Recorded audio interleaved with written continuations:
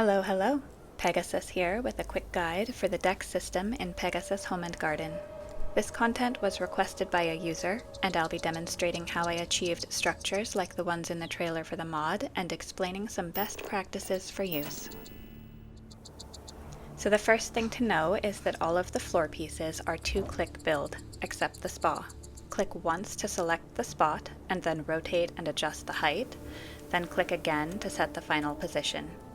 You can start with any of the deck pieces except the hot tub. That one must connect to be built, and that's due to certain engine behaviors I was seeing as I was working on it. The floor pieces have supports connected to the ground, or framing to visually support the idea of a floating deck. Most decks have both variants with a couple exceptions. Additionally, there are a few different pieces that snap and connect together, things like railings, gazebos, and roofs, as well as stairs. The other important thing to know is that if you're building multi-level structures, you'll see the best results when you build from the top down. This is especially important for adding stairs because the active snap connection point is on the top end. The bottom has a passive receiver, so other things can snap to them, but they cannot initiate snaps at the bottom end. They can be built in water for those looking for a beachy outpost build, and they're also allowed to cross the ground plane, which makes it easier for NPC pathing and just gives greater flexibility for landscape integration. 5 levels of stairs give the decks enough clearance to build a stacked structure with one floor directly below another.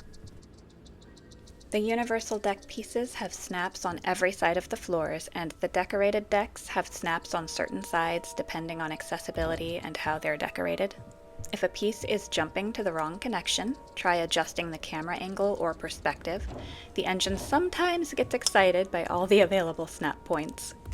On that note, if rotating through them all gets tedious, it also sometimes helps to build another piece beside the one you want facing a different direction, then delete and rebuild it to give it more connection options.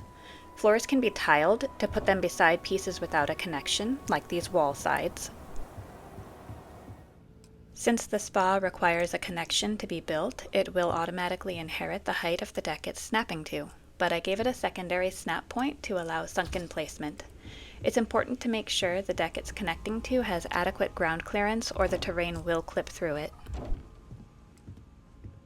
And a quick tip for integration. An exploit in the vanilla foundation systems allows you to line up the standard airlock flush with the side of these decks.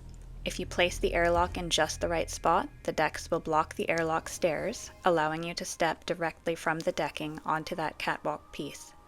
It might take a couple tries to find the spot where it allows that slight touching without a collision error. This exploit is a way to bridge the gap between the functional outpost and the intentional home, making the transition feel seamless and providing lots of building combinations. All of the deck pieces are Navmeshed and intended for NPCs to use the markers on them. However, it might help to think of them as cats. They kinda do what they want.